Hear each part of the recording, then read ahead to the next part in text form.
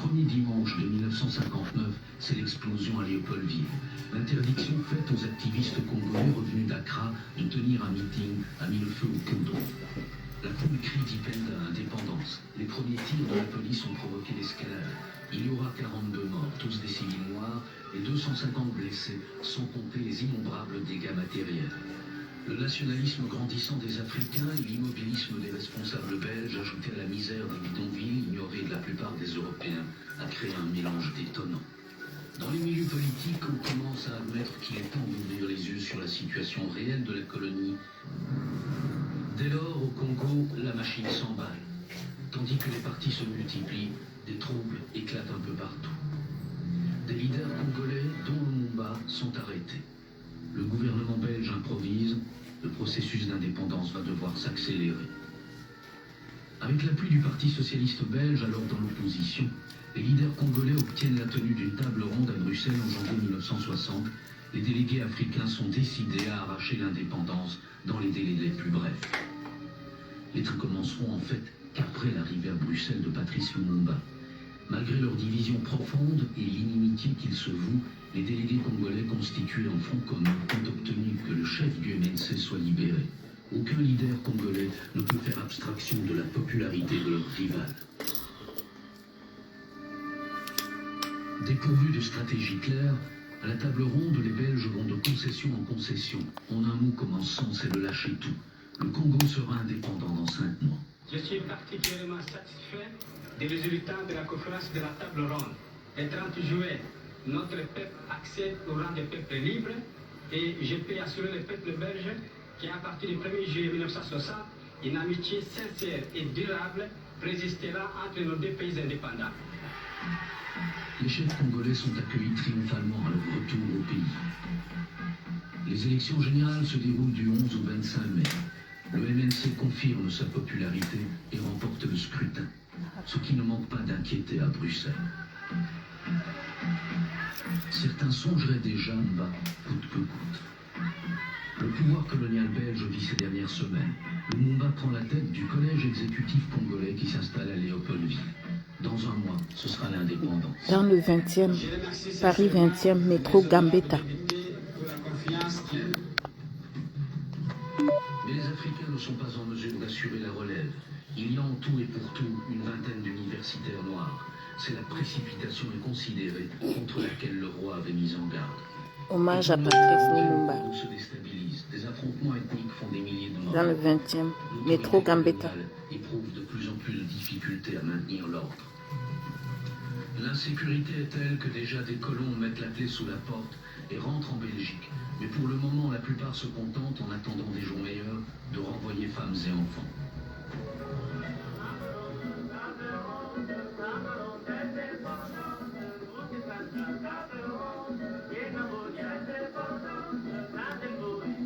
Mais l'indépendance sera proclamée à la date prévue.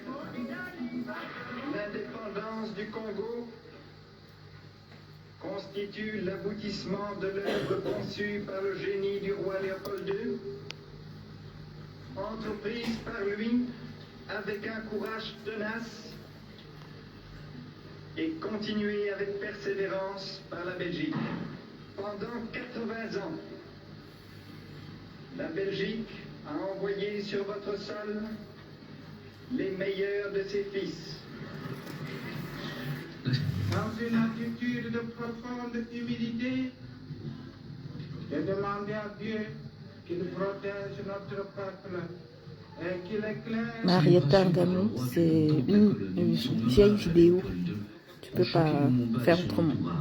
Un de ses conseillers belges l'a convaincu de répondre au roi, alors que le protocole n'avait pas prévu que le Premier ministre du Congo indépendant prenne la parole. Du côté congolais, seul devait parler le président Kasavubu. Une date dont vous enseignerez avec fierté la signification à vos enfants, pour que ceux-ci, à leur tour, fassent connaître à leurs fils et à leurs petits-fils l'histoire glorieuse de notre lutte pour la liberté.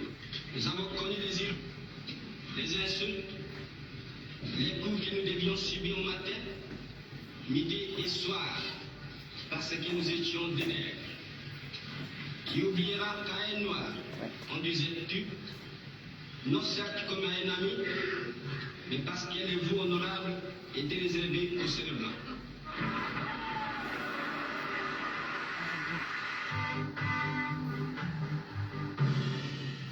Immédiatement, une mutinerie éclate au sein de l'armée qui est toujours dirigée par des officiers belges.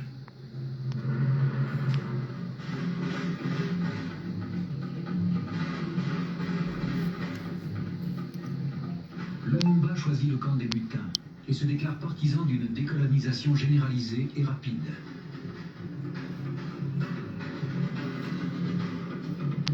Les fonctionnaires belges, censés soutenir le nouvel État, fuient en masse. Les troupes belges entrent en action, selon le gouvernement de Gaston Esquens, dans le seul but de sauver la vie des Belges présents. Mais au Katanga, leur intervention ne s'arrête pas là. Les militaires belges désarment les troupes congolaises. Ils rendent ainsi possible la sécession de la riche province minière et neutralisent les partisans de Lumumba. Le 11 juillet 60, Moïse Tshombe proclame l'indépendance de la province du Katanga.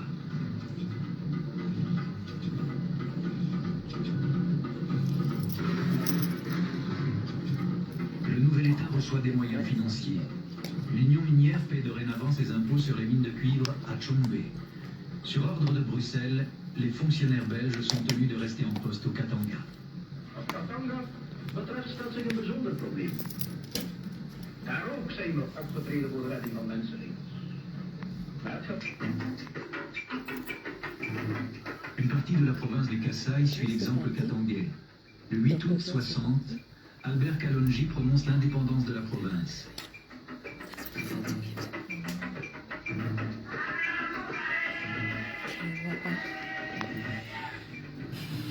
Patrice Lumumba exige le retrait des troupes belges et demande l'aide de l'ONU pour rétablir l'unité du Congo.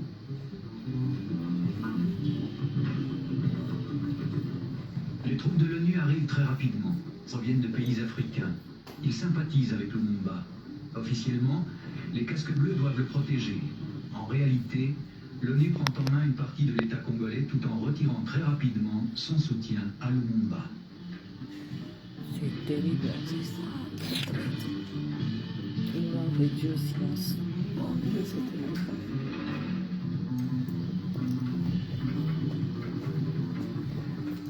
Dag Hammarskjöld, le secrétaire général de l'ONU, refuse d'entreprendre une action militaire contre le Katanga. Il passe un accord avec Tshombe, à qui il va personnellement rendre visite à Elisabethville. Les casques bleus suédois, capitale katangaise. Question.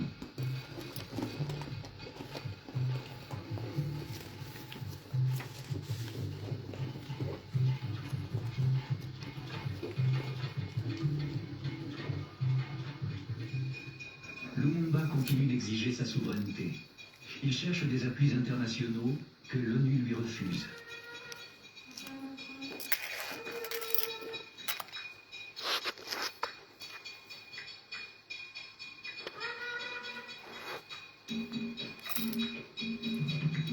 Poussé par les circonstances, Lumumba s'adresse à l'Union soviétique.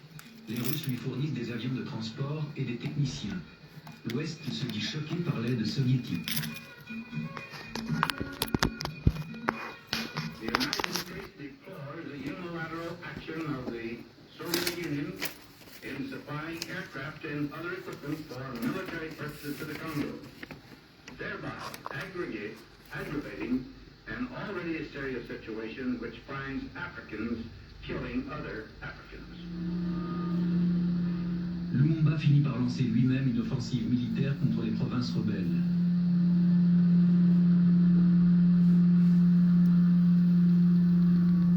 Au Kasaï, l'armée congolaise rencontre peu de résistance. À Bakwanga, la capitale, l'opération fait plusieurs dizaines de victimes civiles. Un fait qui sera sévèrement reproché à Lumumba.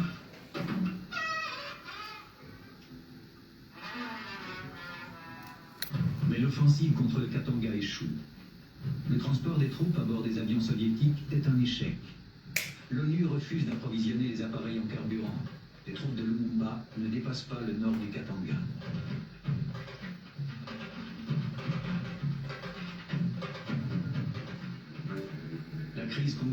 atteint son point culminant.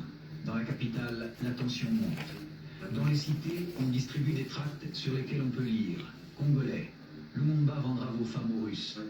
Mais le Premier ministre a aussi des partisans qui manifestent dans les rues.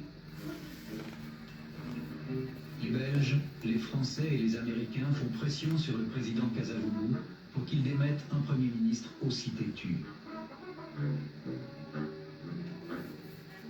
Dans sa résidence sur la rue, on assiste à un va-et-vient continuel d'hôtes étrangers. Le 5 septembre, Kasavubu prend une décision.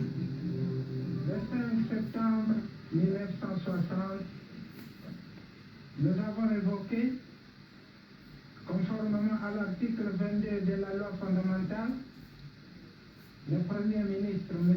Patrice Lumumba, et certains autres ministres. Lumumba n'accepte pas cette décision. Il démet à son tour Kasavubu. Le Parlement le soutient.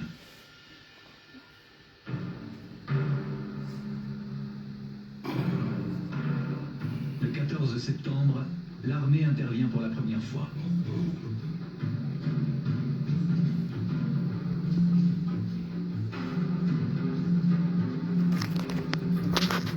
Le colonel Mobutu annonce que tous les politiciens sont mis hors jeu. Mais en réalité, il est l'allié de Kasavubu. Lumumba est arrêté une première fois, mais Mobutu est encore trop faible pour le garder prisonnier.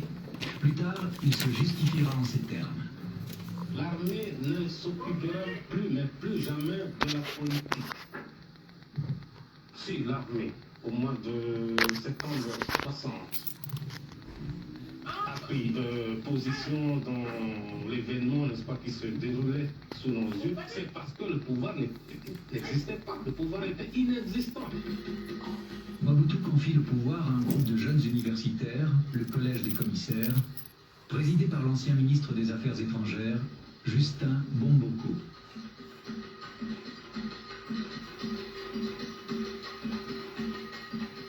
Lumumba a été écarté, mais il ne s'avoue pas vaincu. Il se montre régulièrement dans la capitale, disant, y compris dans certains rangs de l'armée.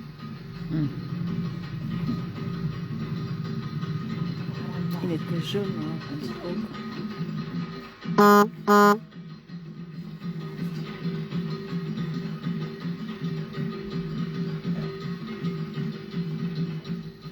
L'ONU refuse de tempérer à la demande de Kasavubu et de Mobutu, qui veulent que Lumumba soit à nouveau arrêté. tu vois ça.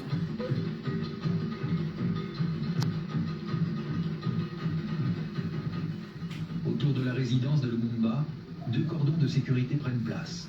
Le premier est celui de l'ONU. Les casques bleus doivent protéger Lumumba. Le deuxième est celui de l'armée congolaise, désireuse d'appréhender Lumumba.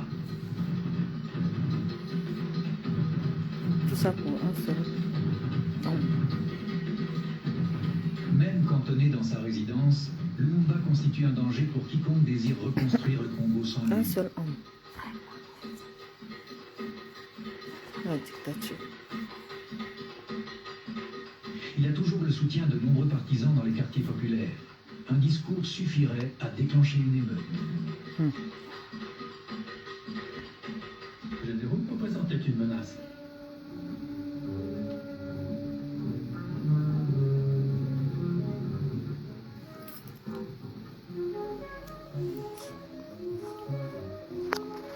Partager, partager, partager. L'observateur extérieur et dit que je suis un perdant, mais au contraire, toute la campagne faite contre moi est interprétée par le peuple congolais comme une campagne contre le renversement du gouvernement et une campagne contre que nous les conquérir. Les Américains et les Belges n'hésitent pas à dire ouvertement qu'ils songent à une élimination définitive de Lumumba.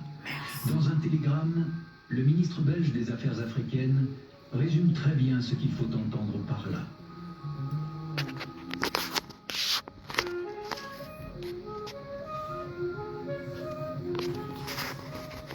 Tout et son conseiller belge reçoivent régulièrement de la visite.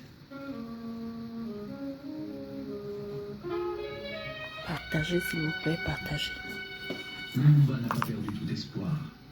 Il pense que les Nations Unies vont reconnaître ses représentants comme ambassadeurs du seul gouvernement légal du Congo. Mais il n'en sera rien. Quelques hésitations, l'ONU reconnaît la délégation de Kasavubu. Le 27 novembre, Kasavubu rentre triomphalement à Léopoldville. Il a réussi à se faire reconnaître par les Nations Unies. Pour Lumumba, il est temps de quitter la capitale. Le soir même, alors que Kasavubu fête sa victoire, la résidence va être le lieu d'une série d'événements pour le moins étranges. Vraiment. Lumumba est transféré par avion jusqu'à Léopoldville. Le 2 décembre, on le livre comme un trophée de guerre.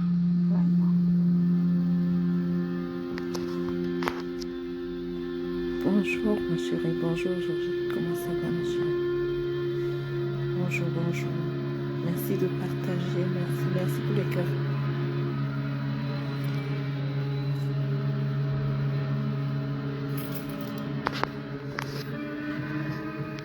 Ce qui m'a frappé, c'est qu'il était ébouriffé, armé, Choco d'Afrique, bonsoir.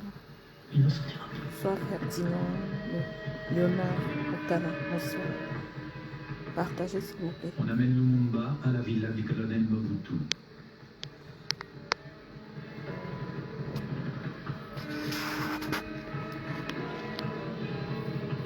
Bonsoir Lionel. Limona. Ah là là, Mobutu regarde les soldats maltraiter leurs prisonniers. tu vois ça. C'est terrible. Regarde. Hey, regarde ça. Ouais. Ouais.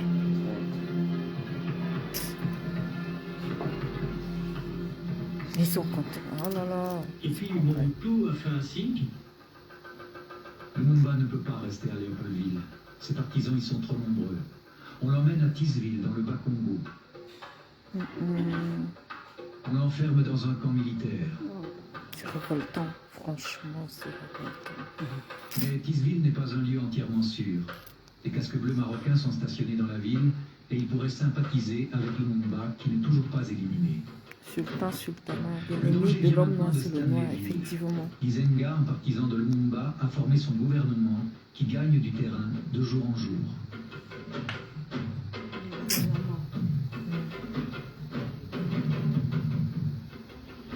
Le Katanga de Moïse Tshombe est menacé par des opposants lumumbistes qui mènent une guérilla très dure dans le nord de la province. Il y a de quoi pleurer, Mais la Georges. magie de C'est Lumumba terrible. opère toujours. Ses gardiens militaires tombent sous son charme.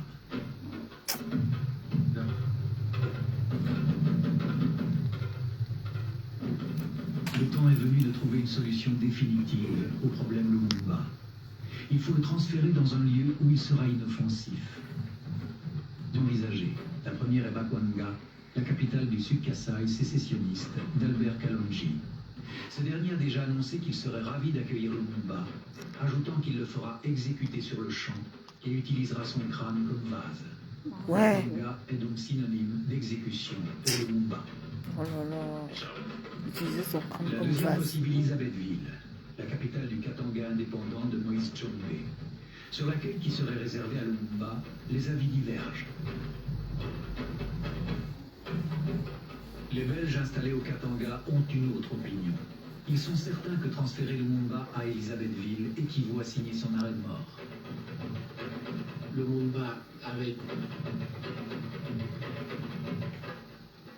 Jacques Barthelou et ses collègues parlent en connaissance de cause. Ils travaillent en étroite collaboration avec les ministres katangais. On dit même que les conseillers belges forment le véritable gouvernement du Katanga. C'était plutôt le cerveau, à mon avis. Bruxelles mise toujours sur les deux tableaux, le Congo et le Katanga. Ce dernier devant être la tête de pont pour reconstruire le Congo. L'homme choisi pour mener cette tâche à bien est le comte Harold d'Apremont-Linden. Au cours de l'été 1960, comme attaché le cabinet de Gaston Eskens, il a rendu la sécession techniquement possible et installé les conseillers belges à Elisabethville. Lorsque l'opération est menée à bien, Eskens en fait son ministre des Affaires africaines. C'est dans le cadre de cette fonction que le comte va jouer un rôle important dans les dernières heures de Patrice Lumumba. Bien avant qu'il ne soit question d'une expulsion vers le Katanga à ses collaborateurs, que l'élimination définitive de Lumumba est nécessaire. Les Belges sont omniprésents au Katanga. Derrière chaque noir ayant un tant soit peu de pouvoir, il y a un blanc, dans l'administration, dans la police, dans l'armée. Lorsque Tshombe apparaît en public, on voit presque toujours à ses côtés son conseiller belge, le major Guy Weber. Tshombe jouit aussi du soutien personnel du roi Baudouin. Alors que le premier ministre légal du Congo est en prison, le rebelle Tshombe est reçu à Bruxelles avec tous les honneurs. Tous ceux qui voudraient bien servir les Katanga est important. Vraiment, c'est triste, hein, ma mère.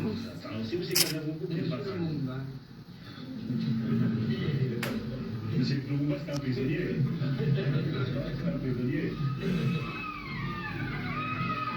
C'est à ce Katanga que Léopoldville veut livrer Lumumba. Mais Tshombe refuse, suivant ainsi l'avis de ses conseillers belges. Le temps presse. Léopoldville réitère sa demande officielle à Tshombe d'accueillir Lumumba. Pour ce faire, le gouvernement congolais utilise un émetteur belge, et ce sont des officiers belges qui s'échangent des messages le 14 janvier 1961. Tshombe hésite, mais certains de ses ministres le pressent d'accepter, car ils sont désireux de régler leurs comptes avec Lumumba. On ignore quand Tshombe prend la décision d'accepter que Lumumba lui soit livré. Ce que l'on sait par contre, c'est que le 16 janvier 1961, le comte d'Apremont fait pression pour qu'il accepte.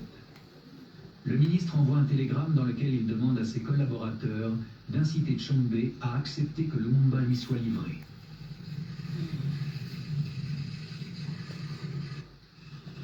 Le comte d'Apremont parvient à vaincre les dernières hésitations de Tshombe. Son télégramme paralyse les conseillers belges. À Léopoldville, l'opération de transfert est mise en branle. Tous les hommes qui détiennent le pouvoir et leurs conseillers belges y participent. Jusqu'au dernier moment, la terrible perspective d'expédier Lumumba au Kasaï reste. On prépare 2 avions. Les conseillers belges sont au courant. Personne ne juge bon d'intervenir. On finit par choisir Elisabethville. Le 17 janvier, Lumumba et 2 de ses partisans, Mpolo et Okito, sont envoyés au Katanga dans un des C4. Pendant le voyage, qui dure 6 heures, ils sont brutalisés. Ils sont livrés aux Katangais sur l'aéroport d'Elisabethville devant de nombreux témoins. Parmi eux, des Belges. Les prisonniers tombent dans les mains des militaires katangais qui sont commandés par des officiers belges. Le capitaine Julien Gatt, un Belge, commande l'opération. Godefroy Monongo, le ministre katangais de l'Intérieur, est également présent. Il ne laisse subsister aucun doute sur ce qui va arriver. Tshombe prend peur. D'abord, il nie tout en bloc, puis il demande conseil à son chef de cabinet. Le consulat belge et le ministre des Affaires africaines participent activement à la mystification. 6 jours après l'exécution, le comte d'Apremont-Linden insiste pour que Lumumba soit traité humainement. En compagnie de son frère et de quelques ouvriers noirs, Soult retourne sur les lieux pour exécuter la sinistre besogne. Les hommes dissolvent les corps dans l'acide sulfurique. Ouais. Que la nouvelle se répand dans le monde, on manifeste un peu partout. Et certaines ambassades belges sont la cible de violentes manifestations. Patrice Lumumba appartient définitivement à l'histoire.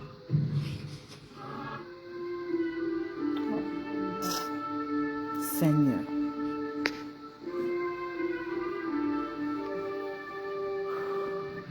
Chers compatriotes, vous avez bien suivi avec intérêt, sans doute, le vidéogramme qui vous a été proposé. On va arrêter là, puis on va commencer le débat. Ça, c'était juste pour se mettre dans le débat. Donc, je vais appeler la maire adjointe, Madame Claire Parade, qui va nous parler des institutions fortes à côté, Mamadou Toumoulongo, présidente du conseil du Congolais d'Europe. Monsieur Faris,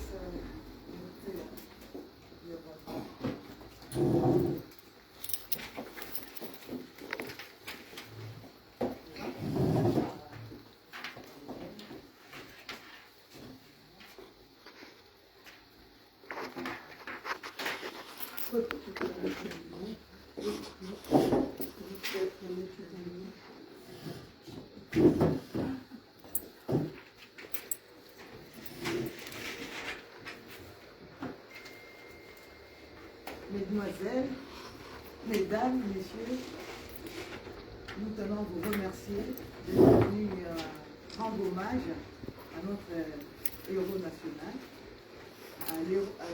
au héros universel, Patrice Emery Lumumba. Et comme vous l'avez vu dans le documentaire, Lumumba appartient à l'humanité. C'est un patrimoine de notre humanité. Et pour cette première table ronde, nous avons à notre à gauche Madame Pierre Kawa, maire adjointe à Paris, qui va nous parler de la construction des institutions fortes et la place des collectivités dans le développement. Ça, c'est par rapport à la République démocratique du Congo. Et comme nous savons tous, l'Afrique ne pourra se développer sans le Congo. C'est-à-dire qu'il faut vraiment que la République démocratique du Congo puisse se développer pour que le reste de l'Afrique se développe. Et le reste des hommes et des femmes noires, c'est-à-dire les hommes et les femmes noires à travers le monde, leur sort dépend aussi de la République démocratique du Congo. À ma droite, une grande militante, une grande dame, Maman Bintou Ndongo, présidente d'une plateforme, une grande plateforme africaine et panafricaine à face, et également présidente du Conseil des Congolais d'Europe. Et puis, toujours à droite, enfin, c'est M. Paris Bamba, qui est concepteur d'Angola socio-scientifique, un écrivain qui a été le premier à parler de, je me souviens, on était encore jeune quand il a parlé des enclos qui sont en Afrique. Et aujourd'hui, Paris va nous parler de la doctrine de Lumumba, de son essence, des applications qui sont faites, des déviations et de la récupération de cette doctrine. Donc, je donne la parole sans plus tarder à Mme Pierre Kawa. Merci beaucoup. Merci pour votre présence. Je me sens honorée de pouvoir participer à cette cérémonie d'hommage à Patrice Emery Lumumba, étant native du Congo. Je sais qu'en 1960, j'étais encore enfant. En fait, j'étais même pas encore née. Le volume est à fond. En 1967. Donc, j'étais pas encore née, mais je pense que avec l'histoire, les archives, on apprend encore mieux. Et je salue mon aîné qui a... pardon? Oui, Papa Henri, qui a en tout cas préservé ces archives, qui nous a mis dans le bain pour que nous restituions le contexte. En tout cas, merci d'être là. S'il faut que je me présente, donc native du Congo Kinshasa, française bien évidemment, parce que je suis élue dans ma ville étant maire adjointe en charge de la petite enfance et de lutte contre les discriminations et tout ce qui est citoyenneté, tout ce qui est égalité femmes-hommes sont dans mes cordes, on va dire, de politique publique. Et je me sens honorée quand il s'agit du Congo parce que je le dis souvent, c'est la mère patrie. Et je n'oublie pas parce que j'ai encore des attaches, même si les parents ne sont plus là, mais les attaches, je pense que Maman Bintou et papa tout à l'heure parleront de la culture parce que je les ai entendu parler de la culture et je ne sais pas s'il est mon jeune frère, c'est lui qui a tout fait pour vraiment ramener les œuvres culturelles au Congo. Je pense en tout cas il était dans ce processus-là, je les salue, parce que ces œuvres-là doivent peser dans la construction de nos enfants, dans l'identité même de nos enfants, parce que je me rends compte, en tout cas, dans nos quartiers populaires, il y a peut-être on ne s'en rendait pas compte, hein, nos enfants, nos jeunes enfants nés ici, sont dans la recherche de leurs identités, en fait. Ils sont dans la recherche, ils sont attachés à nos cultures, à nos danses, aux musiciens congolais, au travers de leurs parents qui sont venus, qui ont connu le phénomène migratoire. Et en même temps, on se dit qu'ils sont français. Ils sont français ici à part entière, mais par moment, il y aura toujours quelqu'un, pour leur rappeler qu'ils sont d'ailleurs, alors que voilà, c'est des enfants de la République, hein, comme moi, je suis un enfant de la République, mais il y a toujours ce petit main, et je pense que le travail doit être fait dans le cadre de la reconstitution, retranscription de l'histoire, pour que justement cette jeunesse-là puisse se construire aussi avec son histoire, avec son parcours, pour que ça devienne des personnes à part entière qui n'auront pas ou n'auront pas dans leur vie à se battre pour pouvoir se positionner, se déterminer, pour pouvoir se justifier. Je pense que nous sommes de la race des humains et qu'à partir de là, chacun de nous a son parcours et il doit vivre sa vie en étant un homme ou une femme libre. Alors, pour revenir à ce qui nous réunit aujourd'hui, je sais que le 30 juin, en tout cas, ce sont des instants des célébrations de la journée de l'indépendance. Moi, j'étais le 30 juin en Belgique avec les élus belges sur la place Lumumba pour célébrer, immortaliser cette journée. Ensuite, on est parti sur le massacre du Congo qui a organisé aussi un hommage, en tout cas par rapport à cette date-là. Alors, les dates anniversaires, souvent, c'est des moments d'évaluation. Hein. Là, on est à 62 ans après l'indépendance de 1960.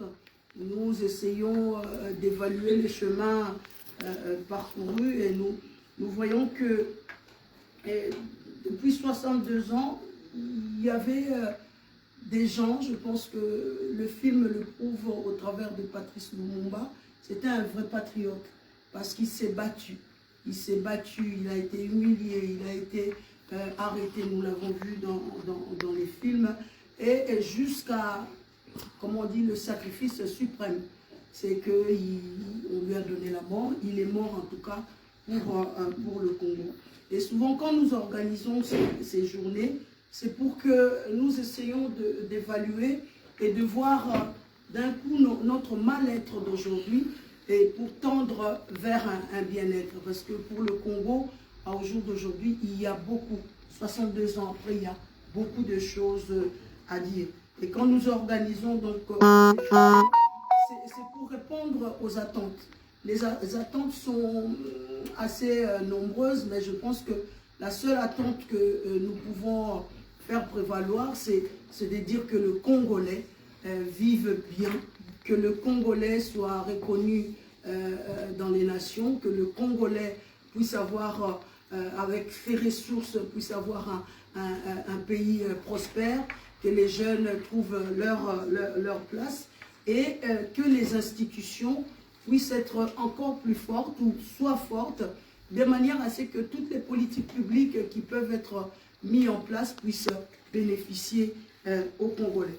Alors, nous avons vu, et je pense que ce n'est pas un passé récent, pendant la pandémie de 2020, je pense que chaque pays, en tout cas dans le monde entier, a essayé d'évaluer un peu son niveau de vie, son système de santé, l'éducation. Tout le monde a repensé à certaines choses. Et ce qui est criant, en 62 ans après, au niveau du Congo, avec la pandémie qui est arrivée, ça a révélé que le système de santé était très très défaillante. Je ne prends que cet exemple-là.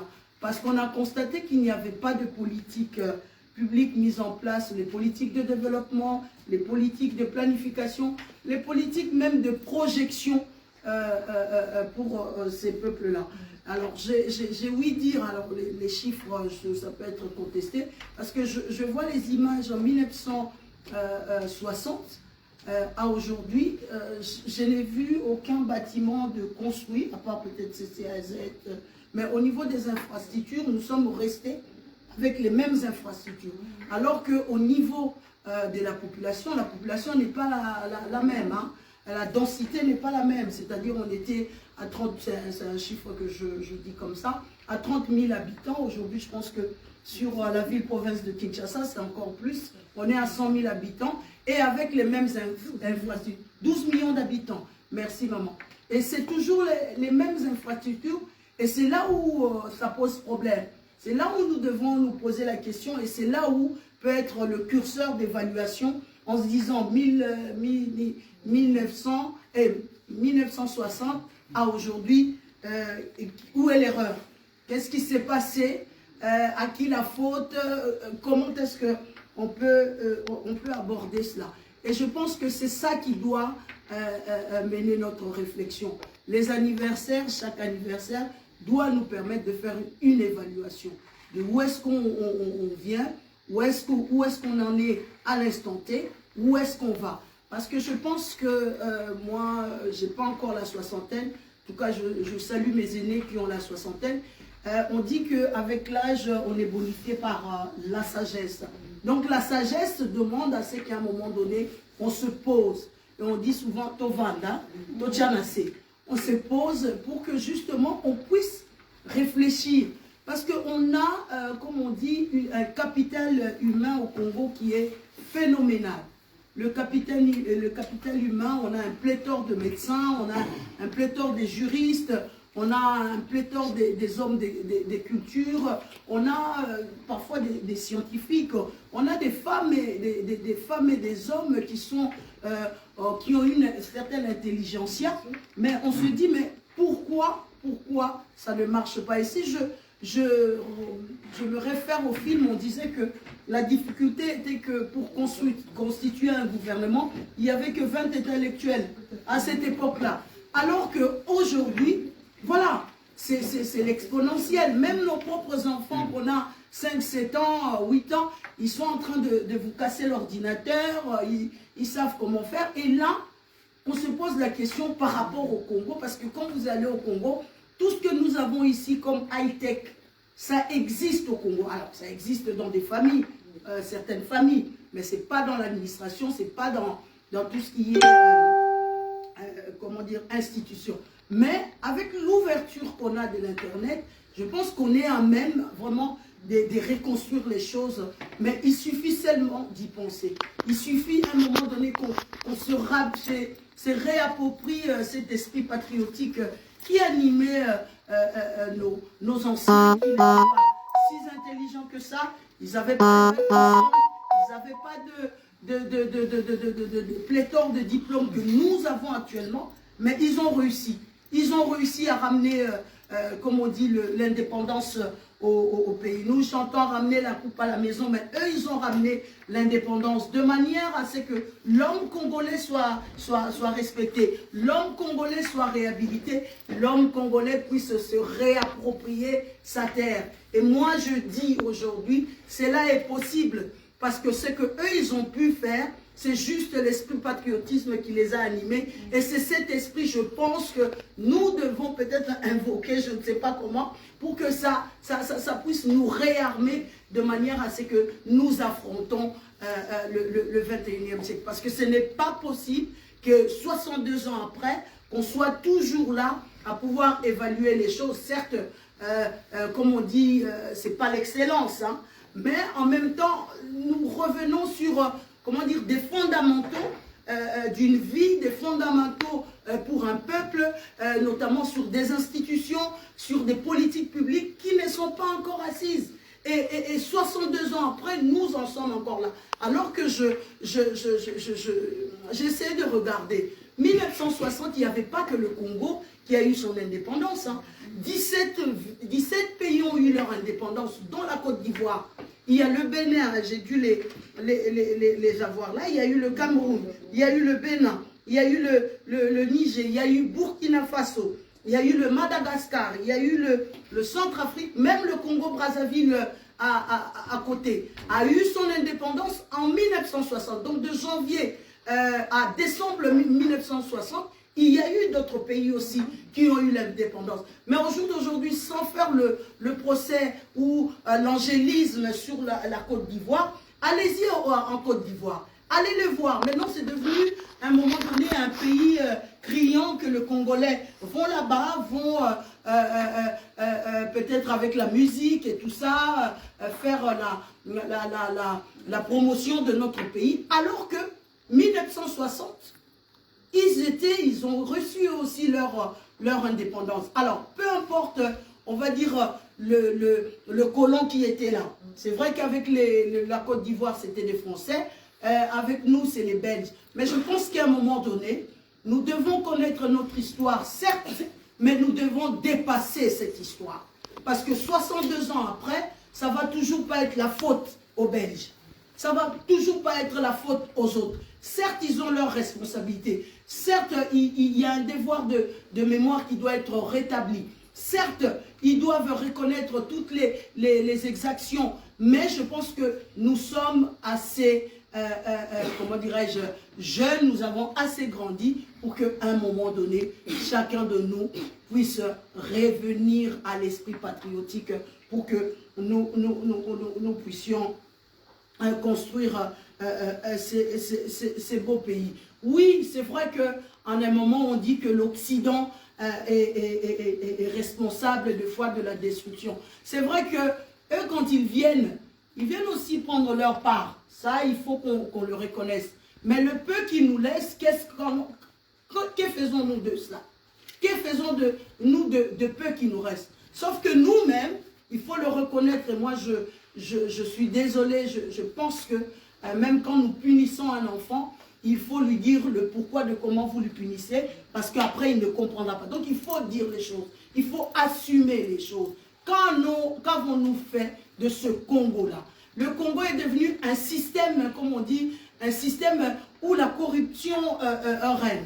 Un système où, justement, la valeur même du Congolais lambda n'est pas à sa juste valeur. Un système où il y a un clivage, il y a des côtés. Un côté, il y a des riches, un côté, il y a des pauvres. Il n'y a même pas des classes moyennes. Donc, du coup, ceux qui n'en ont pas, comme on dit au Bazangi, Bazangika. Et ceux qui en ont, effectivement, eux aussi, ils se battent pour conserver les privilèges qu'ils ont. Mais où est la nation? Où est la construction de la nation?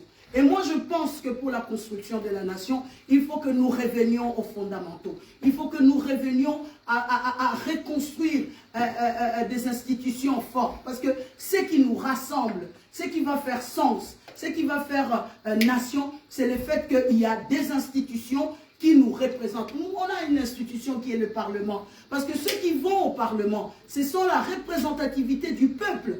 C'est eux qui parlent au nom du peuple. Nous venons alors moi, je ferai toujours le parallélisme avec les élections législatives ici en France. Nous venons de sortir de cette séquence-là pour, en tout cas, ceux qui votent. Et même, je pense que tout le monde a suivi. Parce qu'à partir du moment où vous vivez dans ces pays, peu importe votre situation, la politique vous concerne. C'est-à-dire les décisions qui sont prises, vous allez les subir au même niveau que tout le monde. L'histoire de dire oui, parce que vous êtes étranger, vous, les allocations et tout ça, ça c'est un faux débat. C'est-à-dire nous subissons tout ce qui sont décidés au niveau de la tête. Alors qu'est-ce qu'on voit? On voit un profil qui se dessine pour le Parlement, où tout le monde est rentré. On a des femmes de chambre, on a des juristes, on a, comment on dit, des infirmières, parce que toutes ces couches-là représentent la masse populaire. Et c'est ce Parlement que nous voulons. Parce que qui dit mieux, qui peut parler de vous, si ce n'est pas votre voisin, si ce n'est pas celui qui vit à côté de vous, si ce n'est pas celui qui est dans la proximité. Et ça, le Parlement est une des institutions qui doivent être relevées, qui doivent être réhabilitées, de manière à ce que la voix de l'homme congolais puisse être portée par justement ceux et celles qui vivent avec. Nous devons réhabiliter un leadership fort. C'est-à-dire, c'est vrai qu'au jour d'aujourd'hui, je fais toujours le parallélisme. On dit que Macron n'a pas la majorité parlementaire. Ben, s'il avait la majorité parlementaire au jour d'aujourd'hui, ben, ça sera lui l'homme fort. Mais aujourd'hui, il ne l'est pas, parce qu'il n'a pas la majorité parlementaire. Donc, il est obligé de composer. Sauf qu'à un moment donné, quand il y a un leadership qui est identifié, un leadership qui amène à ce que justement on puisse redescendre, le pouvoir puisse redescendre, puisse donner les droits à chaque personne de manière à ce qu'il puisse vivre librement dans son pays et jouir de ses ressources. C'est de ça que nous voulons. Et pour avoir ce leadership-là, c'est lui qui a le leadership et c'est lui qui conduit. Parce qu'au jour d'aujourd'hui, ce qui peut, à un moment donné, à mon avis, mettre tout le monde, en tout cas en adéquation, c'est d'avoir une justice. Une justice qui, justement, donne la possibilité de protéger, même comment dirais-je, de faire de la répression, en tout cas à ceux qui, justement, ne marchent pas dans le bon droit. Parce que la loi reste la loi. La loi doit être respectée. La loi doit être, comment dirais-je, rétablie dans ce pays de manière à ce que tout ce qui est impunité puisse être réprimandé, avec l'idée que le droit soit dit et que chaque personne, chaque Congolais puisse se retrouver. Ça peut paraître une utopie, hein, si je le dis. On va se dire oui, parce que toi tu es en Europe et tout ça, tu ne sais pas ce qui se passe là-bas. Non, moi je vais régulièrement à Kinshasa. Je fais le plaidoyer auprès des autorités de Kinshasa en disant ce n'est pas sorcier ce qui se passe en Europe. Il y a des hommes et des femmes qui mouillent le maillot. Ils mouillent le maillot pourquoi? Pour que la sécurité sociale bénéficie à tout le monde. Pour que le système éducatif soit fait. Pour que justement que les enfants puissent avoir un avenir. Pourquoi on parle aujourd'hui de la retraite à 62 ans? Nous irons jusqu'à 62 ans, pas pour nous. Mais cette application-là de 62 ans, sera peut-être dans le 5 ans, dans le 6 ans, pas pour nous, mais pour les jeunes qui viennent derrière. Pour que justement, ce partage-là puisse continuer. Et ça peut. On peut le faire. Il faut qu'il y ait des gens intelligents qui ont de la réflexion pour justement pouvoir se projeter. Or, au jour d'aujourd'hui, l'intello congolais pense du mal. L'intello congolais s'est penché sur le côté du mal. Le côté du mal de se dire, je m'approprie tout, je me tape la poitrine, il n'y a que moi, les restes c'est zéro. Or, des gens comme Patrice Lumumba, il ne se battait pas pour lui, il se battait pour l'idéal congolais. Le monsieur est mort pauvre, hein. On l'a vu, hein, il est parti sans rien. Bon, après, je ne connais pas l'histoire de la famille derrière, mais c'est ces patriotes-là, c'est ces gens des patriotes-là qu'on doit pouvoir honorer. Alors, moi, je ne donne pas la solution. Après avoir dit tout ça, je mets juste en réflexion de manière à ce que chacun de nous puisse voilà, réfléchir sur comment on doit réhabiliter. Je parle de la réhabilitation. Si on parle de l'idée de tout détruire et recommencer, ça va nous prendre encore 60 ans après. Moi, je pense que par définition, quand on parle de la réhabilitation, il y a plusieurs sens qui est donné. Il y a la réhabilitation en termes de droit. En termes de droit, quand on parle de la réhabilitation, c'est rétablir les droits à une personne. C'est-à-dire les droits des Congolais doivent être rétablis. Nous sommes en train de nous battre ici pour l'accès aux droits. C'est-à-dire quelqu'un qui ne connaît pas ses droits, c'est quelqu'un qui peut mourir pauvre. Alors que tous les dispositifs sont faits pour pouvoir l'accompagner. Et je parle de la réhabilitation dans le sens urbanistique. Ça veut dire qu'il faut qu'il y ait une rénovation des bâtiments, voire même des quartiers. Tout doit être rénové au Congo. tout doit être rénové. Du moindre, je ne sais pas moi, route principale jusqu'au bâtiment qui abrite les hôpitaux, qui abrite, voilà, tout doit être rénové au Congo. Et quand je parle de la réhabilitation du sens sociétal même des choses, c'est-à-dire l'homme congolais doit être réinséré dans la société. Il doit s'approprier son propre pays parce que l'homme congolais ne vit plus. On dirait qu'il y a comme un Mopayepa Nabango, chinois au régné, comment il s'appelle merci, chinois au régné, comment ça s'appelle? Moi, je ne fais pas du proxélytisme, hein, non, je ne suis pas non plus, ce n'est pas discriminatoire ce que je dis, c'est juste une réalité. Les Libanais règnent et tout ça, sauf le Congolais. C'est-à-dire, il n'est même pas chef d'entreprise de chez lui. C'est-à-dire, il doit toujours être derrière. Moi, je veux bien les partenariats se fassent, mais du partenariat, il faut du 50-50. Quand il n'y a pas de 50-50, c'est qu'il y en a un qui subit. Et ça, l'homme congolais doit s'élever de ces choses-là. La bonne gouvernance, en tout cas, je parle, ça s'appelle même, dans la réhabilitation, nous devons remettre au centre, au milieu du village, la bonne gouvernance.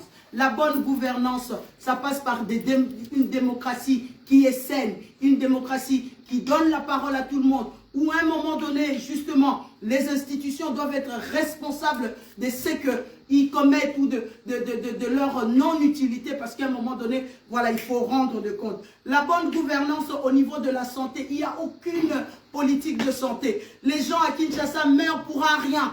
Pour un petit malaria, l'environnement est pollué, tout ça. Bon, voilà, il faut qu'à un moment donné, des politiques publiques de santé soient mises en place. Entre-temps, il y a l'éducation, il y a beaucoup de choses à réhabiliter. L'éducation, comment nous avons des jeunes aujourd'hui qui ont peut-être moins de 24 ans, où on ne sait pas où les placer. Ils ont fini l'université, en tout cas avec difficulté, mais on ne sait pas les placer dans les institutions. Je dis ça, mais je ne dis pas que c'est un cadre général. Il faut qu'à un moment donné, on remette aussi un climat de sécurité. Parce qu'à côté, c'est vrai que nous sommes un peu envahis d'un côté à un autre. Il faut qu'on arrive à trouver un moment, à trouver, comme on dit, la résolution de ces conflits. Parce que dans la résolution de ces conflits, et je finis là, ce sont des innocentes qui meurent. Nous parlons du Kivu, nous parlons de femmes violées, nous parlons de ces familles décimées. Il y a bien quelqu'un justement qui attaque. Et ça, à un moment donné, il faut le mettre sur la table de manière à ce que des solutions pérennes puissent être trouvées. Voilà en tout cas ce que j'avais à vous dire juste pour motiver, parce que je suis une passionnée du Congo et je sais que c'est possible. C'est possible juste si l'esprit patriotique revient. Merci. Merci beaucoup. Merci, Claire. Oui, tout à fait. Et donc, sans plus tarder, pour aller plus vite, on va donner la parole à Maman Bioutou, qui va nous parler de l'engagement patriotique, un modèle à suivre. Voilà, Maman Bioutou, vu le temps. Oui, je serai vraiment très brève. Désolée. Déjà, le film a tout dit par rapport à ce que j'allais dire. J'aurais voulu préférer vraiment que le débat soit ouvert, mais je vais quand même rendre cet hommage. Merci à toi de nous avoir associés à cette journée. En regardant le film, j'étais triste dans mon cœur. Parce que non seulement 62 ans après, la politique des traîtres n'a pas changé. Et c'est encore nous-mêmes qui livrons les nôtres à cause des petits intérêts personnels. Et ça, il faut quand même les souligner parmi les dangers qui guettent l'homme congolais aujourd'hui. L'amour du pays, de notre patrie, l'amour de son prochain. À quand viendra cet engagement, vraiment cet engagement patriotique qui serait capable de suivre ce modèle de notre héros national qui est aujourd'hui notre héros universel. Aujourd'hui, il est célébré partout. Mais dans les films, j'ai beaucoup aimé son regard. sa détermination. C'est un homme qui savait où il allait, qu'est-ce qu'il voulait pour le peuple congolais. Et il est allé jusqu'au bout. Il n'attendait pas que quelqu'un vienne faire pour lui. Il agissait, il mobilisait, il sensibilisait.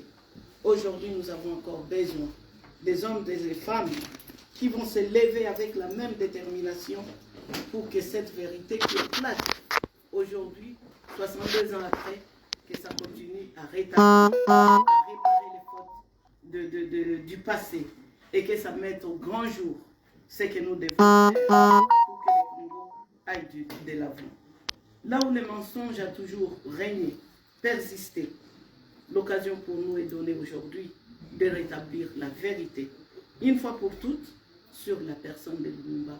Nous pouvons prendre cet exemple comme béquille. Et je vous l'assure, si chacun de nous se met à imiter ne fût-ce qu'une bride d'exemple de cet homme, le Congo peut se rétablir, même pas dans 100 ans, mais pour moi c'est dans une seule journée. Il suffit qu'on trouve une cohésion nationale. Il suffit qu'on trouve un leadership qui se rassemble sur un même idéal.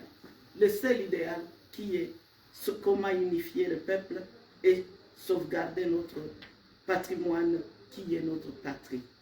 Aujourd'hui encore, il faut se battre. Il faut ramener le combat là où il l'avait laissé. C'est ça la tristesse que j'ai dans mon cœur aujourd'hui. Comment allons-nous vibrer à l'unisson devant cette détermination de l'engagement sans faille de notre héros si nous ne nous mettons pas ensemble aujourd'hui et commencer à se dire que oui, le soutien de tout un chacun de nous est important pour réformer encore cette grande nation et non pas toujours se laisser subir des traitements inhumains comme il l'a été ou comme la famille de Lumumba l'a été, mais que vraiment nous puissions commencer à créer des vrais réseaux, des vrais lobbies, des vrais porte-voix pour pouvoir parler pour notre propre nation et pour les changements. Le bouleversement des mentalités ne viendra que de l'engagement de tout et chacun de nous, parce que son histoire nous touche aujourd'hui.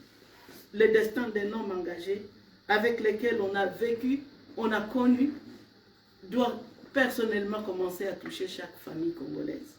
N'attendons plus que d'autres Emery Lumumba meurent pour agir. L'action ou l'engagement politique ne doit pas toujours être le résultat de sacrifices, de mort, mais on peut déjà réussir quand on est vivant. Moi, je veux qu'on réussisse quand on est vivant, parce que si nous nous aimons vivants, nous allons réussir. Et non pas toujours être nostalgiques des amours de nos héros, parce qu'ils sont morts. Là, maintenant, on est mobilisé par leur mort. Qu'on soit aussi, qu'on commence à être mobilisé par les vies des gens qui impactent pour le salut de notre combat ou de notre population ou de notre pays. Le Congo a besoin de cœurs qui vont encore saigner aujourd'hui pour cette patrie, qui vont crier justice pour la libération du Congo. Jusqu'aujourd'hui, nous avons besoin de ces œuvres-là. Nous avons besoin des jeunes qui vont s'identifier au combat de Lumumba et qui vont prendre les flambeaux à main. Derrière ces paroles qui nous interpellent encore aujourd'hui, je me rappelle quand il a crié « Debout, au capi digne, afin que mon sacrifice ne soit pas en vain ». Cette parole m'a toujours touchée quand je me rappelle de cet homme aussi grand. Il nous avait tout légué, il nous a tout donné. Même les cris de notre délivrance, il l'a donné. Qu'on se reconnaisse dans cette dignité humaine, dans ce mouvement de Ubuntu, où nous mettons tout de côté pour commencer à revendiquer notre dignité. Les Okapi, ils sont aujourd'hui à rechercher en République démocratique du Congo. Parce que non seulement la politique de traîtrisme devient un système qui est installé depuis plus de 62 ans. Et on a du mal à retrouver ses engagements, on a du mal à repérer ses idéaux, on a du mal à repérer ses leaderships parce que les intérêts personnels passent avant les intérêts publics. Préparons un autre avenir, et surtout celui de la génération future, à travers l'exemple de Lumumba, ces modèles d'engagement dignes pour la libération de notre patrie. Nous pouvons encore faire mieux, nous en tant que femmes, Et je me rappelle que cet homme n'avait pas aussi oublié les femmes. Il avait fait, malgré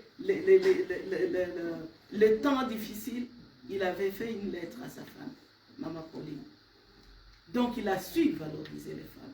Et les femmes, on doit se sentir aussi interpellées par les combats de Lumumba.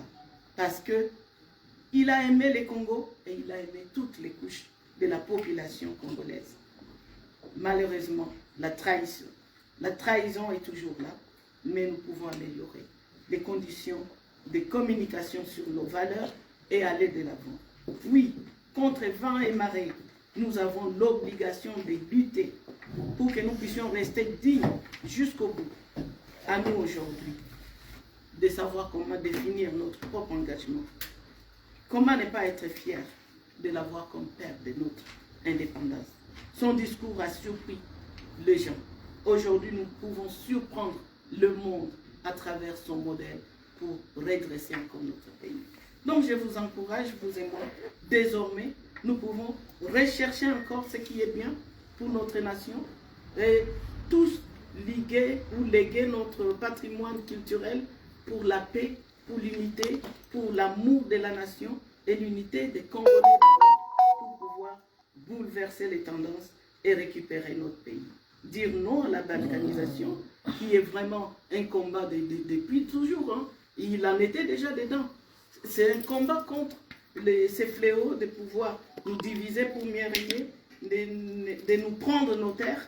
Donc, crions très fort, organisons des lobbies et dénonçons ces crimes odieux qui n'est plus un secret à personne, parce que c'est dès juillet, le jour de son anniversaire. Justement, après tout ce qui s'est passé en Belgique jusqu'au Congo, nous avons encore une occasion où l'esprit de Lumumba a vibré d'une manière internationale.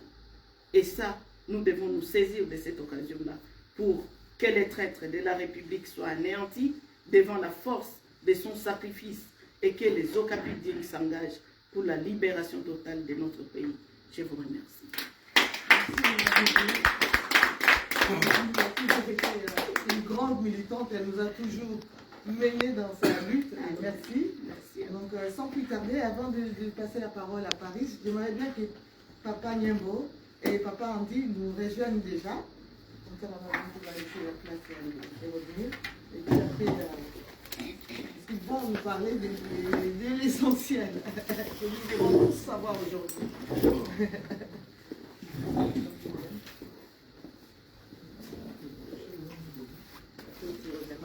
Oui, au cas où il y a des questions.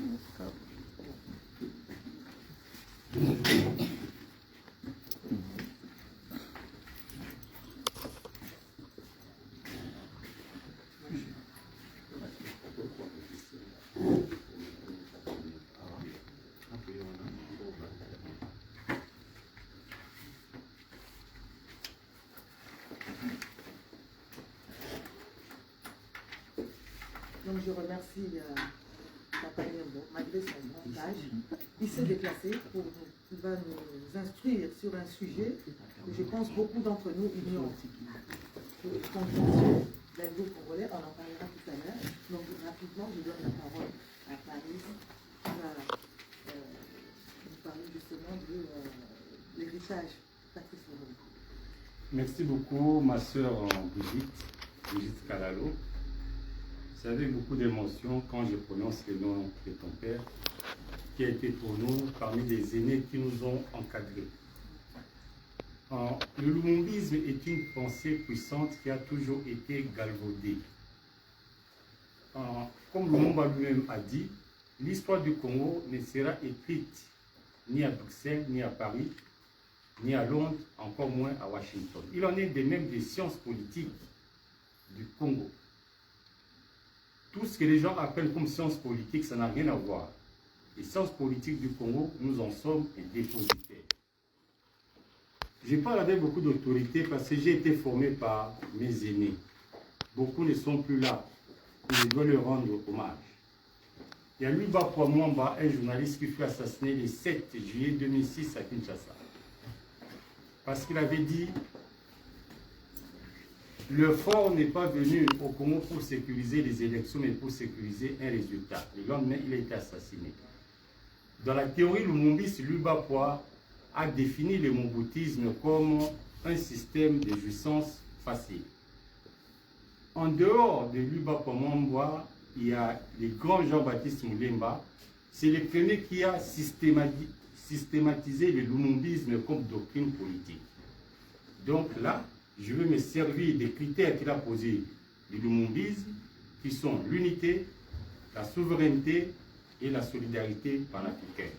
C'est ça, le socle du lumumbisme tel que posé par Jean-Baptiste Mulemba. Il est de l'autre côté. Il y a aussi des aînés comme Valérien Miringo, qui n'est plus avec nous, qui nous ont instruits. Et nous avons la chance d'avoir encore le papa Évariste Niembo, un témoin de notre histoire, qui va aussi nous instruire aujourd'hui. Je suis heureux de voir que dans la salle, les camarades progressistes lumumbistes sont là, nombreux. Je tiens à les saluer individuellement. Il y a Damien Mabiala, il y a Claude Safou, il y a Jean-Paul Kassende. Il y a des jeunes qui arrivent là, les tisons, et je suis très fier de pouvoir être ensemble avec mon homonyme, Mwazulu Diabanza, qui va parler tout à l'heure. Pourquoi tout le monde cherche à se servir du lumumbisme comme... Parce que notre peuple, le peuple du Congo, est un peuple qui est ardent. Notre peuple n'est pas lâche. Notre peuple est ardent et il a toujours voulu vivre libre, indépendant. Mais qu'est-ce qui se passe? Il y a une caste politique qui œuvre avec les ennemis de l'Afrique, qui capte le pouvoir, les confisque et empêche le peuple de s'exprimer. C'est là qu'il est important. Il y a 4 points. Je vais préparer un long texte de 13 pages, mais rassurez-vous, je vais être synthétique, je ne vais pas lire mon texte pour que les échanges soient très libres. Le premier point pour moi est un point de méthodologie. Comme je disais tout à l'heure, nous n'avons pas à nous inscrire dans la grille d'analyse des autres. Quand on parle politique en Europe, on parle de la gauche et de la droite. Les Africains qui sont aliénés, quand ils veulent analyser la société africaine, parlent aussi de la gauche et de la droite. Ça n'a rien à voir. En Afrique, il y a 2 types de partis, il y a 2 camps. Il y a les indépendantistes et les collaborationnistes. Le mobutisme, c'est du collaborationnisme. Les oufouettismes, les sengorismes, les fayoulismes, les tshisekédismes, l'enguessoïsme, tout ça, ce sont des collaborationnismes. C'est-à-dire, ce sont des gens qui veulent prospérer en politique avec l'appui de l'Occident. Ils font la politique sous la tutelle de l'Occident. Et la grande majorité des partis en Afrique sont des partis collaborationnistes. Les partis indépendantistes, c'est-à-dire lumumbistes, souverainistes, ce sont des partis qui ont été marginalisés et en fait qui sont sortis même de l'échiquier politique dans notre pays. Quand le monde a fait assassiner le 17 janvier, ces partisans ont été pourchassés, ils ont été massacrés. Il y a quelques rescapés, il y avait Gizenga, il y avait Kachamura, 2 ou 3 anonymes, mais tous les autres ont été massacrés. Donc tous les gens qui ont capté le pouvoir, qui sont devenus des notables au Congo, ce sont des imposteurs. Ce sont des imposteurs, ce sont des collaborationnistes. Donc ces préalables méthodologiques étant faits, je vais donner quelques éléments par rapport à ce que nous appelons les enclos. Parce que le jeune avait loupé dans les années 90 le premier livre que j'avais sorti, Enclos Z. C'est quoi un enclos? Un enclos, c'est un espace à bétail. Lorsque on assimile un pays à un enclos, c'est que c'est un pays dont les habitants n'ont aucun droit. Ils vivent comme du bétail. De la même manière, celui qui a son enclos n'aime pas que ses bêtes divaguent, il les enferme. C'est ainsi que les Africains ont beaucoup de problèmes pour obtenir un visa et circuler comme des êtres normaux, alors que les Européens sillonnent le monde. C'est pour ça qu'on a fait cette similitude avec les enclos. Mais ce n'est pas un concept vide, c'est un concept qui a des conséquences. Un enclos pays, c'est un pays apparent, avec des apparences. Vous avez un drapeau, vous avez un hymne national, un gouvernement, une armée, mais en réalité, c'est du théâtre. Parce qu'en réalité, vous allez voir que le président, que vous appelez dictateur, il est dicté, n'est-ce pas? Il reçoit des ordres. Votre armée, quand il y a une guerre, vous allez appeler la MONUSCO et qui ne fera rien. Vos ministres, ce sont, dans le meilleur des cas, des voleurs. Donc, l'enclos, c'est une parodie d'un État, ce n'est pas un État. Et nous, on doit pouvoir en tirer les conséquences. Demain, quand les gens qui vont obtenir le pouvoir de façon légitime, nous ne serons pas tenus de payer les dettes que les gérants d'enclos et les agents d'enclos sont en train de, d'accumuler. Parce qu'un enclos n'a pas de personnalité juridique. Il faut chercher les maîtres de l'enclos qui tirent les ficelles, c'est lui qui devait payer. Ça, c'est en termes de concept d'enclos.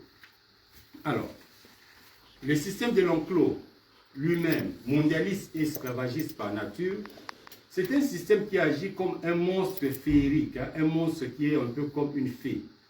Donc, par la propagande des masses médias, le système de l'enclos fait de chacun de nous, comment dire, on parle de syndrome de Stockholm, on fait de nous, comment dire, des complices de notre propre servitude.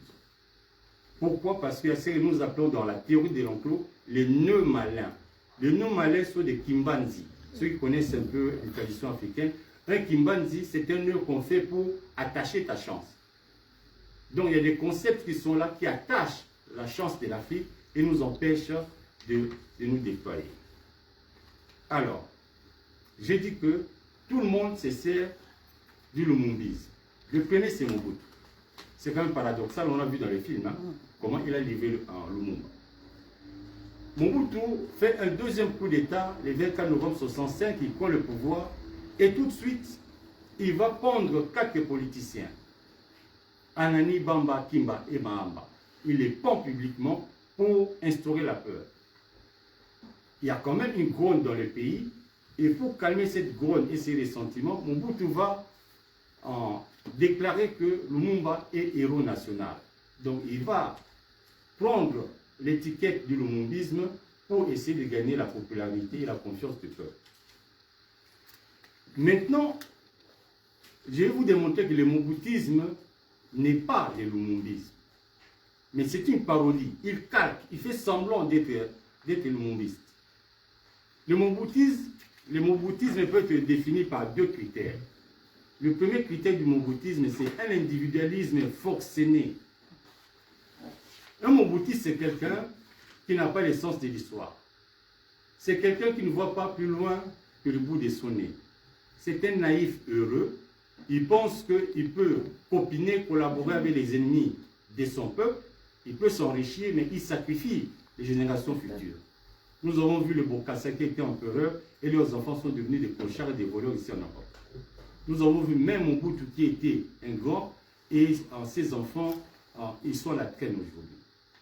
Donc celui qui trahit son pays pour un intérêt immédiat, c'est un Mobutu, c'est un collaborationniste et c'est quelqu'un qui n'a rien compris. Individualisme forcené. Le deuxième critère du moboutisme, j'appelle ça un confusionnisme idéologique. Les moboutistes, ils vont avoir des tonalités nationalistes, des discours nationalistes, je dis, et les gens qui sont naïfs vont penser que oui, Mobutu fut vraiment un grand nationaliste. Je vais démontrer par 2 événements que Mobutu n'était pas un nationaliste. Le premier événement, c'est la zaïrianisation des années 70. Mobutu va décider de nationaliser toutes les entreprises qui appartenaient aux étrangers. La nationalisation est une mesure révolutionnaire qui peut être bénéfique à la nation. Mais qu'est-ce qui s'est passé là? Quand Mobutu décide d'abord de nationaliser, il ne va pas poser le problème au Parlement, qu'on en discute avec une loi. C'est par ordonnance. C'est-à-dire tout seul il décide, il nationalise les biens des gens. Ensuite, il n'y a pas de statut de l'acquéreur, c'est-à-dire les personnes qui vont bénéficier des biens nationalisés. Ça pouvait être une petite fille de 17 ans. Donc c'est au caprice du prince qu'on a pris les biens des Grecs, des Portugais, des Belges, et on a donné comme ça à la volée. Et les acquéreurs n'avaient aucune obligation de rembourser. Hein. C'était marqué, bon, vous allez rembourser dans 10 ans si l'affaire marche. C'était écrit dans les textes. Donc c'était une grande aventure. Mais maintenant, on va voir que c'était une mascarade. Pourquoi? Mobutu nationalise aussi dans la foulée la Gécomine, qui transforme en Gécamine, la générale des carrières des mines. Donc maintenant, qu'est-ce qu'il va faire? Il crée la SOSACOM, Société zéroise de commercialisation des minerais, qui devait prendre tous les minerais et les commercialiser. Mais qu'est-ce qui va se passer? La SOSACOM va signer un contrat avec une filiale de la Société Générale de Belgique pour commercialiser les minerais congolais. Or, la Société Générale de Belgique, c'était l'actionnaire majoritaire de la Gécamine. Donc, Mobutu a fait semblant de nationaliser la Gécamine pour lui rétrocéder toute la commercialisation. Donc, en fait, la zéréanisation avait pour but de dégager les petits commerçants européens qui pouvaient s'installer comme une petite bourgeoisie et à la longue devenir une opposition politique. C'est une manière pour s'en débarrasser. Et Mobutu voulait se constituer une bourgeoisie personnelle qui lui serait attachée. C'est ce qu'il a fait. Donc vous voyez bien par cet exemple que la nationalisation n'était pas une politique destinée à aider le Congo. Et ça a été le désastre et le début de la, de la chute aux enfers. Deuxième élément, c'est le recours à l'authenticité sur le plan culturel. Mobutu nous a fait quelque chose que personnellement j'ai beaucoup aimé parce que qu'on porte nos noms du pays. Moi j'étais Diambanza, avec un pronom, je suis devenu Diambanza Baletou, là oui, c'est bien. Mais en fait, même cette réforme-là, c'est une réforme qui faisait partie de la plateforme de l'UGEC. L'UGEC était l'Union Générale des étudiants congolais. La plateforme de 1962 avec des étudiants brillants comme les Madi Kakalanda, ce sont eux qui ont placé cette revendication-là du recours à l'authenticité et qui correspond aussi aux idées de Cheikh Anta Diop d'identité culturelle. Donc, Mobutu récupère cette authenticité-là, mais ça va être du folklore. Hein?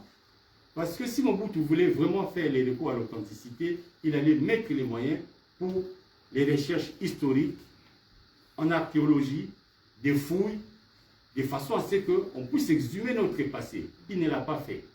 Il s'est servi tout simplement des éléments pour renforcer les cultes de personnalité.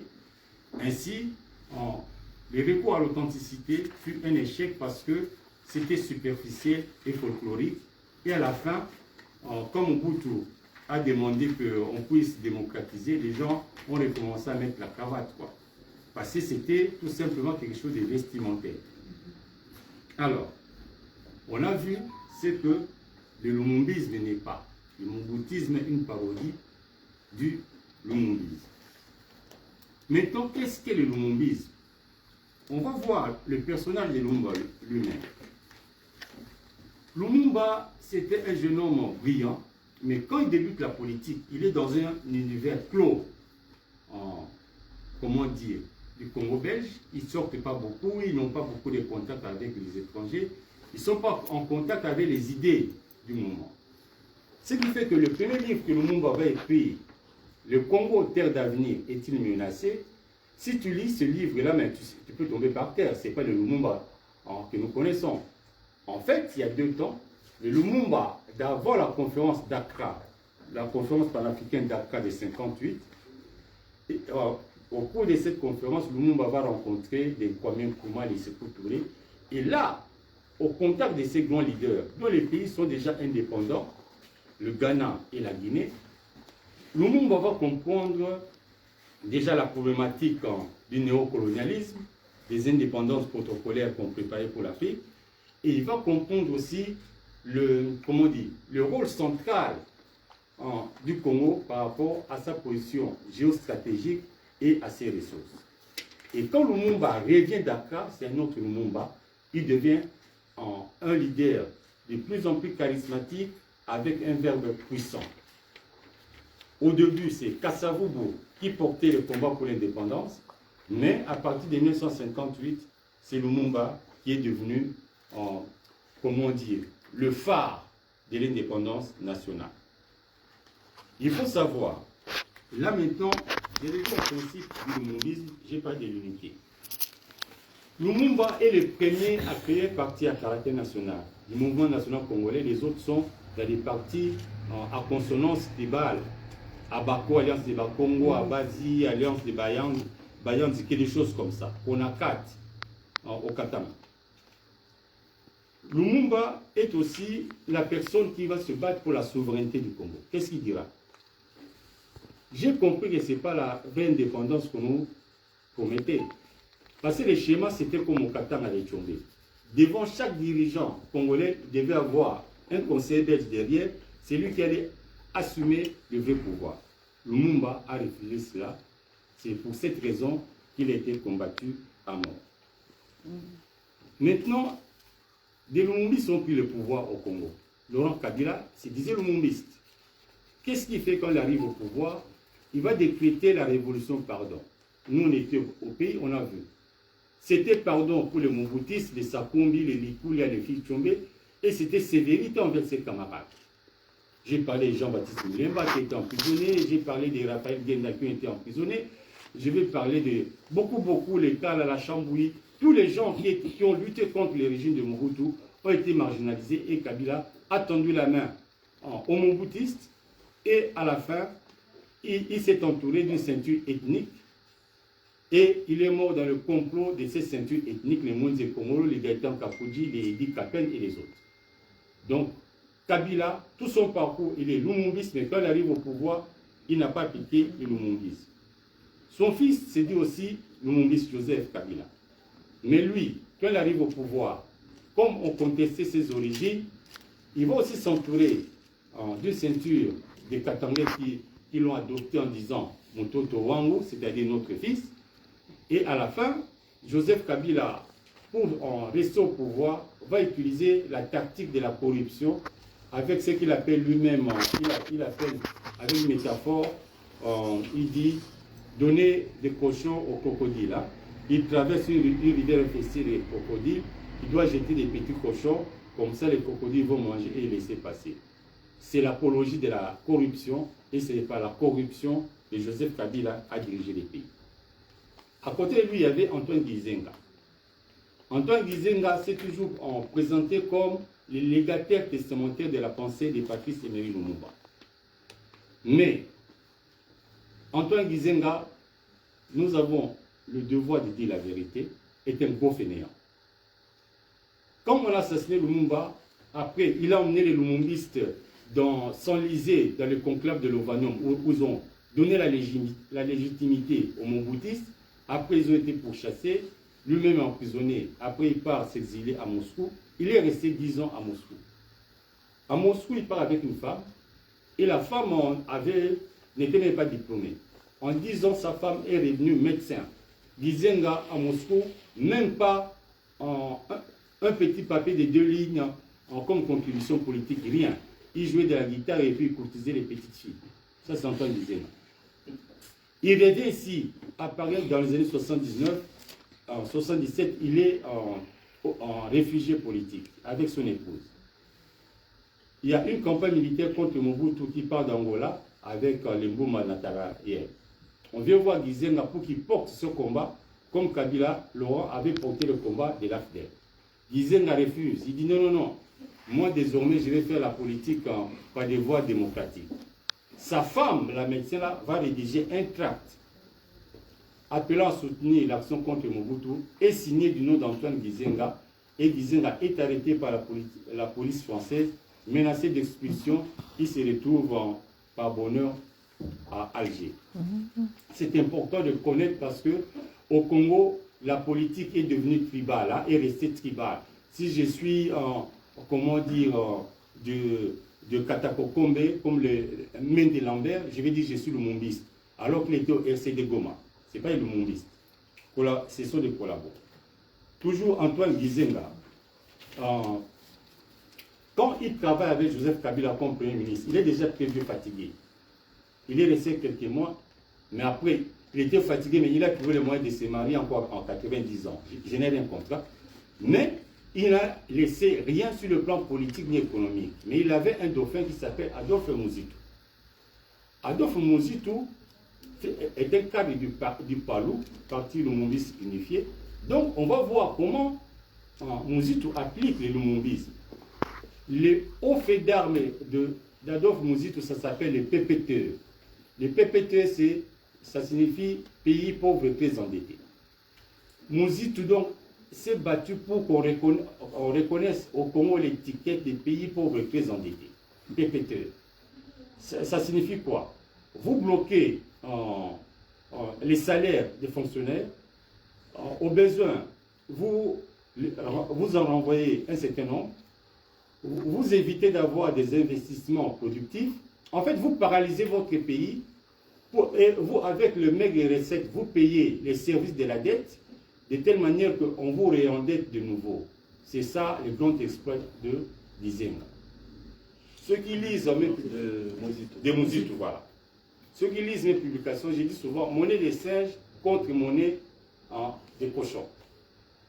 Les Africains aliénés vivent dans une forme de, je vais appeler ça, envoûtement monétaire. Le Congo n'a pas besoin d'argent de qui que ce soit. Parce que si vous avez des hommes, d'accord, à partir du moment où vous avez des hommes, vous avez de l'argent. Si les hommes se mettent à travailler, ils créent de l'argent parce que la monnaie est un bien qui se remplit par le travail. Nous n'avons pas besoin de l'argent de qui que ce soit. Voilà la véritable vision lumumbiste. Je vais conclure. Alors, pour conclure, je vais dire que j'ai parlé de la théorie lumumbiste telle qu'elle nous a été léguée par nos aînés. Mais maintenant, quelles sont les perspectives? Depuis 2020, nous avons créé une organisation que nous appelons Banankoy. Banankoy, c'est-à-dire les enfants du léopard. Notre ambition est de mettre les idées lumumbistes au pouvoir au Congo. Maintenant, nous allons passer par 3 révolutions qui sont pour nous prioritaires et fondamentales. La première révolution sera une révolution spirituelle. Parce qu'un pays doit avoir une cohésion interne. Cette cohésion est idéologique dans des pays comme Cuba. Elle est religieuse dans les pays comme l'Iran. Ils sont parvenus à tenir tête aux grandes puissances. Nous, on n'a pas cette cohésion parce que nous sommes submergés par des religions étrangères. Nous posons comme priorité des priorités l'organisation des assises nationales de la spiritualité pour refonder une religion Congo qui sera le socle de l'unité spirituelle de notre pays et le socle de notre puissance. La deuxième révolution, c'est la révolution de l'école. Nous avons été à l'école coloniale, qui est une école au rabais. L'école, malgré nos diplômes, nous devons être conscients qu'on nous forme pour être des auxiliaires.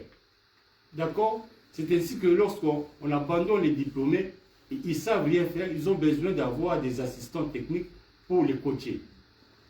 Nous avons été à une école au rabais, qui est en même temps sur le plan philosophique, ce que moi j'appelle une école du crime. Qu'est-ce qu'on nous apprend dans l'école où nous sommes? On nous apprend que l'autre c'est un concurrent. En fait, les chrétiens diront, on apprend à Caïn à tuer Abel pour réussir, hein? Ou à Satan de tuer Osiris pour réussir. C'est ça qu'on nous apprend dans l'école occidentale. Quand on vous dit qu'il faut être battant, qui seront les battus? Donc, nous devons revenir à ce que moi j'appelle l'école du Ngola. C'est pour ça que ma soeur avait fait allusion à ça. Nous devons revenir à cette école du Ngola. Le Ngola est un jeu traditionnel africain qui a été inventé autour des classes depuis l'Égypte pharaonique et dans tous les royaumes de l'Afrique, notamment le roi Achamba Bolongo qui verse une libation. C'est une statuette célèbre qui se trouve au British Museum, du roi Achamba Bolongo. Le Ngola, c'est un jeu mathématique qui montre que 2000 ans, 3000 ans, 4000 ans avant Jésus-Christ, nos ancêtres étaient des hauts mathématiciens qui ont conçu un jeu avec une profondeur algorithmique incroyable. Aujourd'hui, même ces jeux se trouvent sur Internet.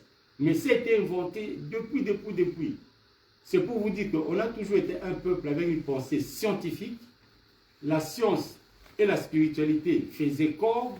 En Afrique, on ne demande pas aux gens de croire à Dieu. En Afrique, je vais conclure, la connaissance de Dieu fait partie d'un processus comment dire, de savoir concret. Dernière chose, en fait, il n'y a pas de pays souverain sans une langue nationale.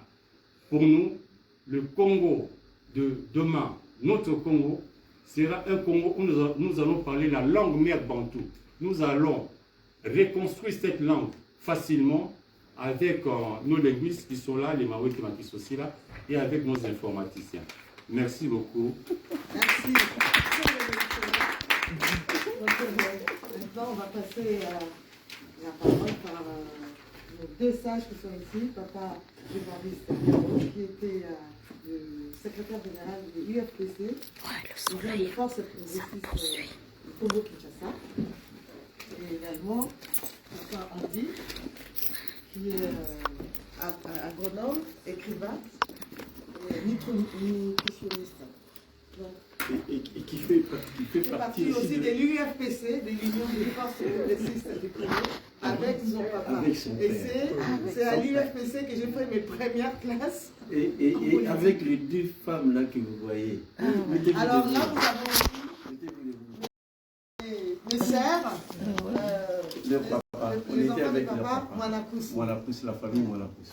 Puis vous avez vu, on a eu des parents qui nous ont initiés à la politique, parce que mes deux sœurs sont aussi, il y a une qui est écrivain, et une qui vient qui s'est écrivain, et puis une qui s'est présentée à la députation, dans sa ville de Cachan. Voilà. Bravo.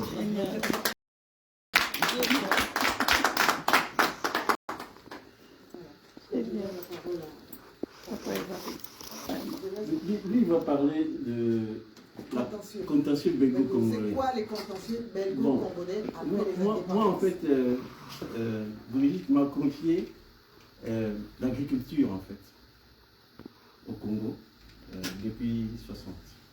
Alors, l'agriculture fait partie de l'économie. Donc, je laisse au camarade Niembo de parler de l'économie, et puis moi je vais faire juste quelques interventions. On ne sera pas long, hein? Oui. Ouais, parce qu'on laisse la réaction de la salle.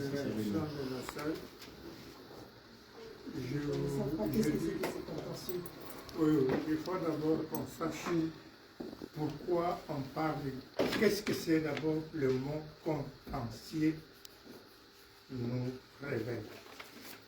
Le mot contentieux, c'est un mot français qui veut dire seulement une sorte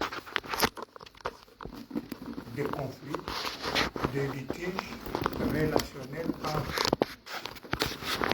un membre de famille contre un autre membre de famille, une entreprise contre une entreprise contre l'État, l'État contre un autre État.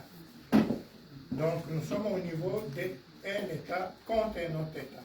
Donc c'est un conflit relationnel pour lequel il faut résoudre les litiges qui existent entre État et un autre État.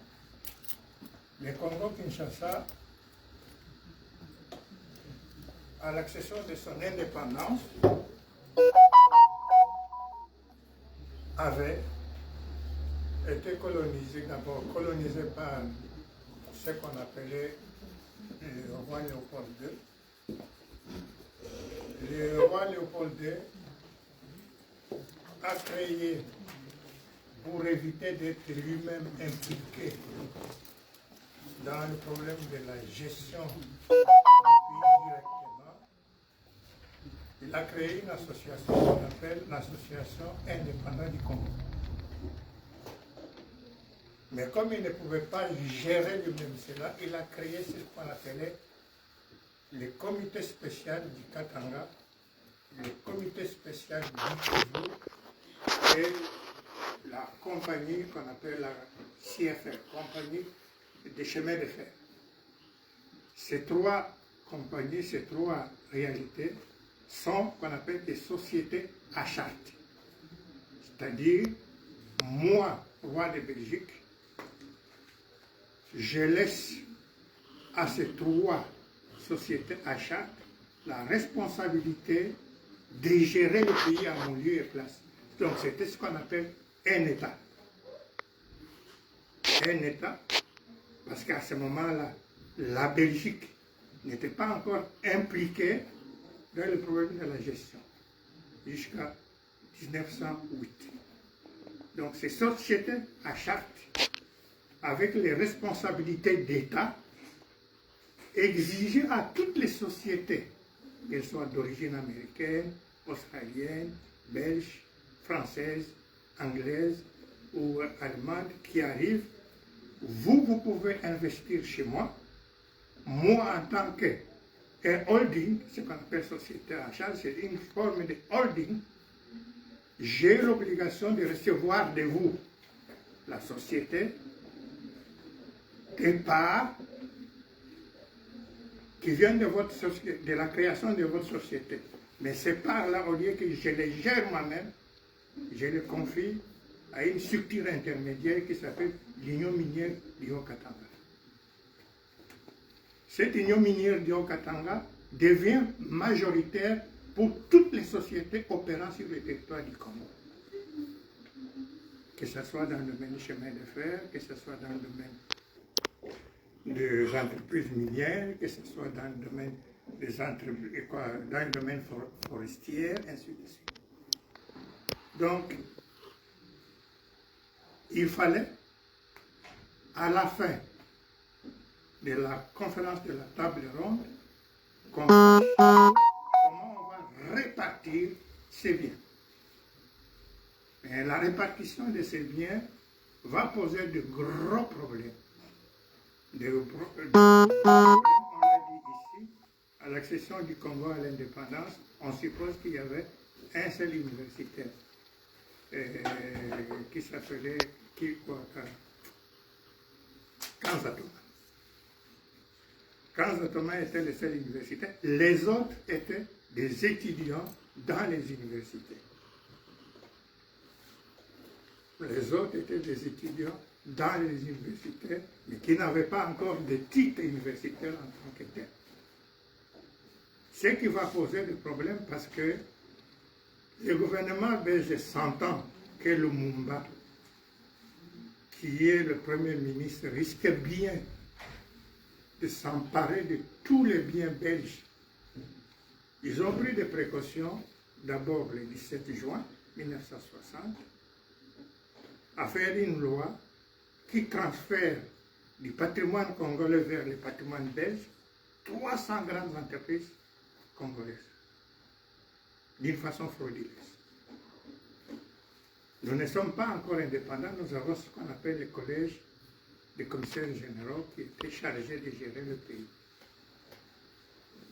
Mais le gouvernement belge se dira, tiens, ce n'est pas suffisant. Le 27 juin,